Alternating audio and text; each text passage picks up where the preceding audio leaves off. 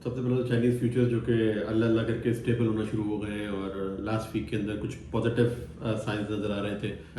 1% D बार ऊपर गया है, इसी तरह आयरन और भी थोड़ा सा ऊपर गया है 1.5% के आसपास। ओवरऑल स्टेबिलिटी आई है उसके अंदर, बट वीकेंड के ऊपर फ्यूचर्स दोबारा से डाउन थे, जिसकी वजह से फिर से पैनिक वेव्स आ रही थी, बट अच्छी एक प्रॉफिट टेकिंग की है सेलर्स ने। और इन दी एंड वही कहूँगा कि जो पिछले 2-3 हफ्ते से नज़र आ रहा है कि रेंज बाउंड सिचुएशन नज़र आ रही है, मार्केट ने ज़्यादा नीचे जाने की है ना ज़्यादा ऊपर जाने की है। स्पॉट प्राइस की बात करें तो $100 क्रॉस कर गया आयरन और दोबारा से कई हफ्तों के बाद, जो कि खुशाइन बात कह सकते हैं कि मार्केट की स्टेबिलिटी और कुछ मोमेंटम नज़र आ रहा है। इस वजह से कोई क्योस नज़र नहीं आ रहा। कुकिंग कोल भी $230 के आसपास मूव कर रहा है एज ऑफ नाउ।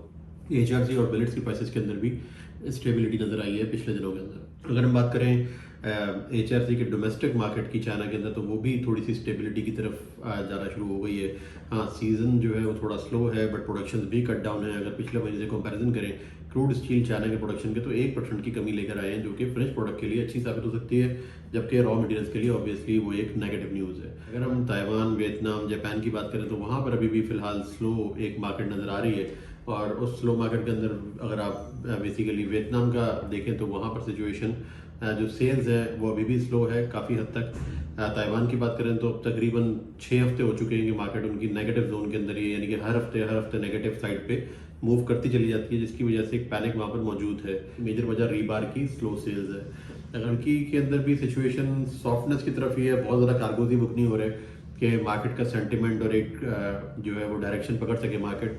अगर मैं प्राइसिंग की बात करूँ तो तकरीबन 363 के आसपास मेरे सुनने में आया था कि यूरोपियन HFS ऑफर हो रहा है टर्की के अंदर, और इसी तरह तकरीबन 385 के आसपास आप समझें कि श्रेड का टर्की का प्राइस है। अब देखते हैं कि इस हफ्ते में वो क्या बुकिंग करते हैं।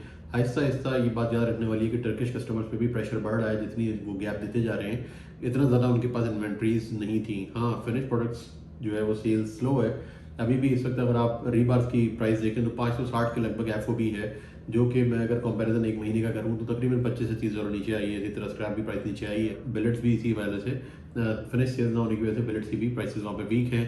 हाँ, ईरान से और रशिया से जो बिलेट्स हैं वो भी बिक रहे हैं टर्की के अंदर, और वो इन कंपैरिजन टू चाइना बहुत ज़्यादा कम प्राइसेस के ऊपर बिक रहे हैं। अगर मैं ईरान के बिलेट्स की बात करूँ तो उसका प्राइस भी 408-10 के आसपास FOB चल रहा है, और इसी तरह रशियन बिलेट्स भी जो हैं वो भी एक स्टेबल प्राइस रेंज बाउंड उसके अंदर मूव कर रहे हैं। अब आते हैं हम यूरोप के स्क्रैप की तरफ। यूरोप के अंदर बेनेलक्स कार्गोज जो थे वो अभी भी तीसरा हफ्ता है कि उसकी नेगेटिव सिचुएशन है, कि टर्की ने हाथ खींचा हुआ है, टर्की एक्सपोर्ट नहीं हो रहा, डोमेस्टिक मिल्स समहाउ बेहतर परफॉर्म कर रही हैं, प्राइसेस तो बढ़ा दिए हैं बट माल का निकास नहीं है, जिसकी वजह से वो स्क्रैप भी उतनी एग्रेसिवली खरीद नहीं पा रहे, जिसकी वजह से प्राइस जो डोमेस्टिक होनी चाहिए थी उसको इतनी सपोर्ट नहीं मिल रही जितनी एक्सपेक्ट की जा रही है। फिलहाल तो जो सपोर्ट है वो टर्की ही करेगा, या फिर कंटेनराइज मार्केट है, कंटेनराइज के लिए भी जो एक्सपेक्टेशंस कंटेनर्स मार्केट की थी वो अचीव नहीं हो पा रही यूरोप के एंड से।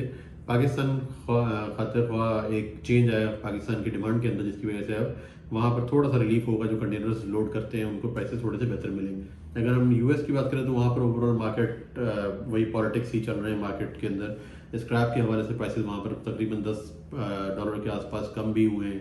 प्राइस US जो वेस्ट कोस्ट से ऑफर होती है उसके अंदर भी थोड़ी सी कमी आई है। तो ओवरऑल जो एक पीक थी वो टच करके वो वापस थोड़ी सी एडजस्टमेंट फेज के अंदर हैं, और वहाँ पर भी प्राइसेस कूल डाउन हो रही हैं। अभी इंडिया के अंदर थोड़ा सा हालात लास्ट वीक के अंदर बेहतर नजर आए, कुछ एपेटाइट और कुछ इंक्वायरी निकली है, उसको अब देखते हैं कि वो कब तक चलती है। बट प्राइसेस अभी भी एज़ कम्पेयर टू पाकिस्तान बहुत कम है, वहाँ के एज़ कम्पेयर टू बाकी डेस्टिनेशन भी कम है। फिलहाल इस वक्त मोस्ट एग्रेसिव मार्केट पाकिस्तान की ही है, कि पाकिस्तान के अंदर श्राइड के ऑफर्स हैं वो तकरीबन 405 से लेकर 415 तक इस वक्त मूव कर रहे हैं, जो कि लास्ट वीक के अंदर वो 403, 405 depending on the requirement of customer. इसके अलावा जो रेडी लोडेड कार्गो है उसकी और ज़्यादा प्रीमियम चार्ज कर रहे हैं सेलर्स, क्योंकि पाकिस्तान के अंदर एपेटाइट बड़ी सीरियस किस्म की आई है पिछले हफ्ते 10 दिन के अंदर, जब से ये US वॉर दोबारा शुरू हुई नंबर 1।